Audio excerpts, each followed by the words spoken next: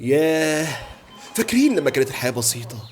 الحياة جميلة أيام سبيس تون. قناة شباب المستقبل. فاكرين لما كنا بنستنى بالأسبوع عقبال ما كوكو يوصل لنهاية السنيك واي علشان يتدرب مع المعلم نبتون؟ معلم نبتون من يابا؟ نبتون ده الشاي، انا اسمي كينج كاي. ونستنى يجي اسبوع تاني علشان يرجع من السنيك واي ويوصل للساينز ويحاربهم. دي شدة بقى مقدار قوته 6. السكاوتر بيقول 6. كل الحزن ده علشان 6. نابا روح خلص عليه. خليتنا انا شوية كاكارot، بس في الاخر انت مجرد لو كلاس، ما تقدرش توصل لمستوى الاليت اللي زيي. فتعالى بقى اوريك الفرق بين اللو كلاس اللي زيك والاليت اللي زيي. انت تعالى ساعدني. غريب، المفروض ان الكاكر بشكل شيء تهديد لنابا. اوه نابا يا بوس، السكاوتر طلع بالشقلوب. سوري. انها اقصى من 9000. انت مش بالعز؟ لا متأخر شوية يا برنس. تصور كل اللي انا حكيته ده يعمل ايه 7-8 حلقات من الحزق بتاع دراجون بول. وصدقني لو قلت لك كنا بنعشق الحزق ده. مين فينا ما راحش الحمام وقعد يحزق ويحزق ويحزق على امل انه يعمل كامياميها؟ حبيبي يا حبيبي، انت بتطول كده ليه في الحمام؟ بعمل كامياميها. كاكا، بعمل كاكا. هكون بعمل ايه يعني؟ مفيش راجل من غير اسرار.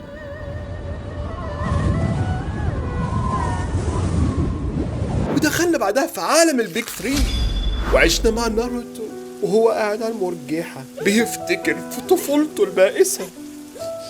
وعشنا في كونوها وعرفنا كل تفصيلة في قرية ورقة الشجر، وعرفنا عاداتهم وتقاليدهم والحياة بتاعتهم، وشوفنا ناروتو بيكبر قدام عينينا من مقاتل نينجا فاشل مش قادر حتى يعمل تقنية نسخ عادية. ناروتو، ايه اللي انت عامله ده يا ابني؟ انا بقول لك تعمل لي تقنية نسخ مش توري نفسك وانت مسرتن. طبعا انت اي حاجة عجباكي منه.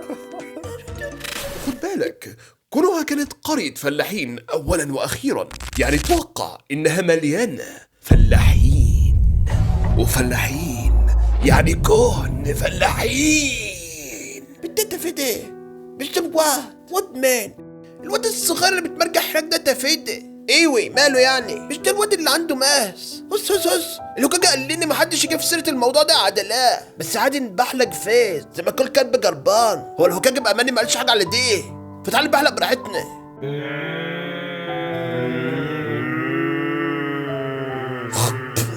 إلى مقاتل نينجا قوي قدر يتغلب على المصاعب دي كلها ويثبت ذاته، وقدر يحقق حلمه إنه يبقى هوكاجي محبوب. وحضرنا فرحه وهو بيتجوز أرق وأجمل بنت موجودة في القرية كلها. تصور ناروتو كان بيحب دي وربنا بعت له دي. علشان تعرف بس إن ربنا لما بيحب حد بيبعت له حاجات أكبر بكتير من توقعاتك، أكبر بكتير قوي.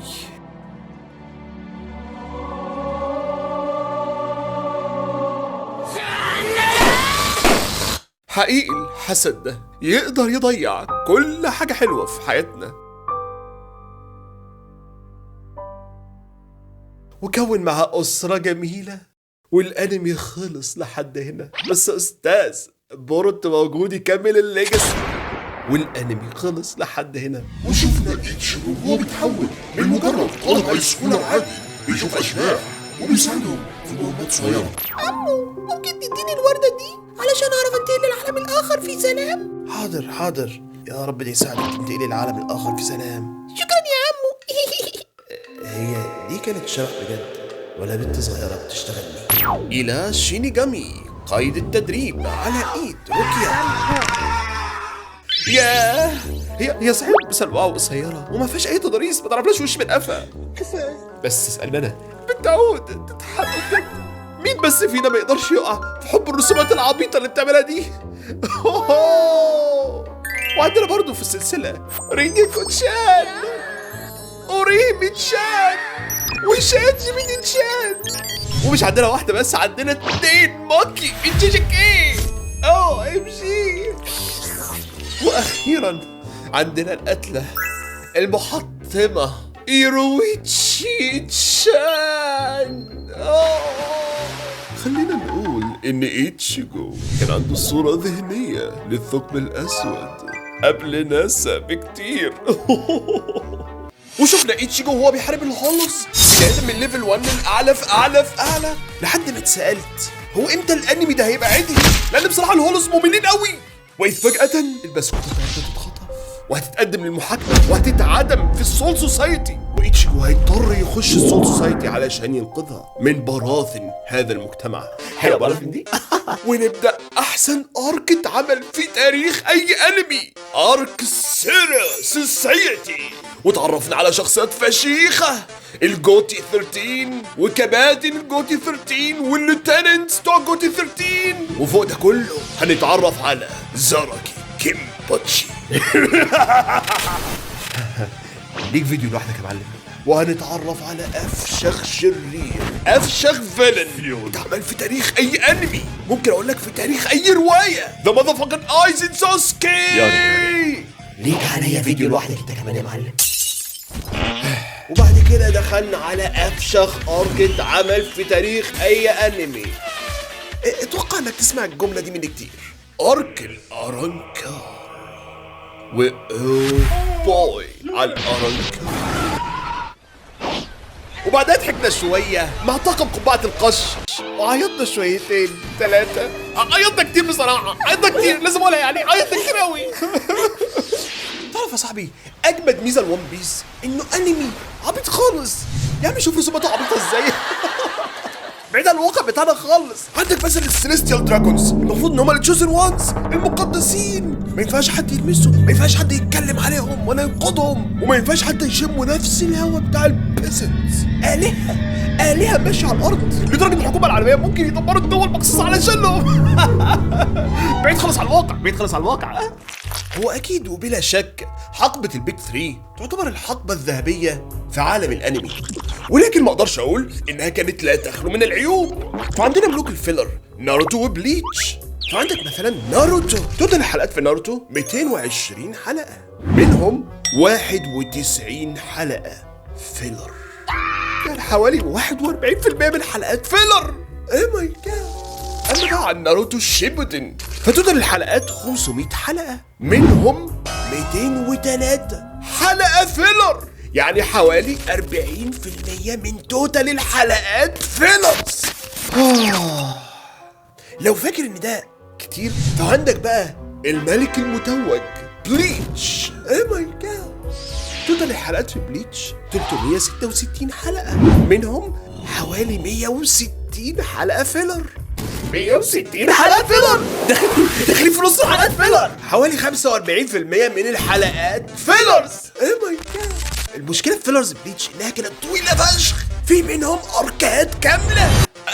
انا مثلا كنت بتفرج على ارك الارانكار، وكان في تحضير للحرب ما بين ايتشيجو وايروكيورا، وايتشيجو كان خلاص رايح علشان ينقذ اوريهيمي من ايروكيورا، وكان قتال ملحمي فشخ، والحلقة خلصت وتبقى كونتينيود. متوقع ان بقى هيبقى في استكمال، وإذ فجأة 35 حلقة فيلر.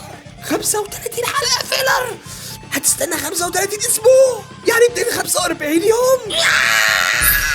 ايه ماي جاد. اما بقى عن ون بيس فالموضوع مختلف شوية. الفيلرز لا تتجاوز 10%، ولكن هنتكلم على التمطيط كتير فشخ. حرفيا الارك بتاع الدو فلامينجو غير قابل للفرجة من كتر التمطيط. ايه ماي جاد.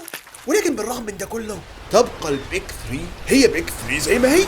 اغلبنا وقع في حب الانمي بسبب البيج 3، وبدأت فعلا اتعمق اكتر في عالم الانمي، وتعمقت كتير فشخ لحد ما اكتشفت ان اغلب الانميات زبالة بصراحة، تراش. ولكن يا زميلي في وسط الزبالة دي كلها هتلاقي جواها برضه جواهر وياقوت ومرجان واحجار كريمه كتير فشخ برضه تشدك وترجع لك الشغف للانمي تاني بافكار جديده وشخصيات مشيخه تانيه وعوالم جامده تانيه تقدر تعيش جواها. وكان فعلا صعب قوي ان انمي يشد انتباهي. يعني من الاخر يعني الانمي اللي يعمل ضجه جامده قوي هو ده اللي يشد انتباهي. وهنا بقى اتعرفت على JJK ايه جوجوتسو كايزن. حرفيا مفيش صفحه على الفيس هتخش عليها الا ما بتتكلم على جوجوتسو كايزن، مفيش قناه على اليوتيوب الا ما تتكلم على جوجوتسو كايزن، على التيك توك جوجوتسو كايزن، على الهب الكلام عليه كان في كل حته حرفيا، مفيش مفر انك ما تسمعش عنه. فقررت ابدا اتفرج على انمي جوجوتسو كايزن. هو عموما الانميات الحديثه عالجت مشكله الايقاع البطيء اللي كانت بتعاني منه الانميات القديمه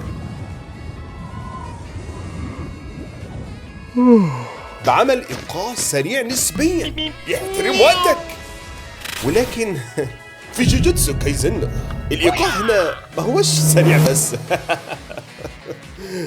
هنا مش معترفين بوجود ايقاع اصلا ايقاع يا عم صلى على النبي مشهد ورا مشهد ورا مشهد ورا مشهد ورا مشهد زي فيديوهات التيك توك اللي بتيجي ورا بعضها كده. بس بصراحه جامد فشخ الانمي، جامد فشخ، تحريك انيميشن. فانا الود فعلا ادي للانمي ده حقه ويبقى اول انمي اتكلم عليه باستفاضه في القناه بتاعتي، واعتبروا ده مجرد اعلان من ان القناه دي هتضيف الانمي الى جانب الجيمنج ككاتيجوري جديد او صنف جديد هنتكلم عليه. ومش هعذركم لو ما صدقتونيش في الحته دي، بس هحاول ان شاء الله اسرع وتيره النشر الفتره الجايه. ثقوا فيا. ايه رايك في الانيميشن الجديد بتاعي ده؟ كول مش كده؟ واخيرا لو عجبكم الفيديو ما تنسوش اللايك الرهيب، شير للفيديو لو تحبوا، وعندكم زر الاشتراك هنا ما تنسوش تضغطوا عليه.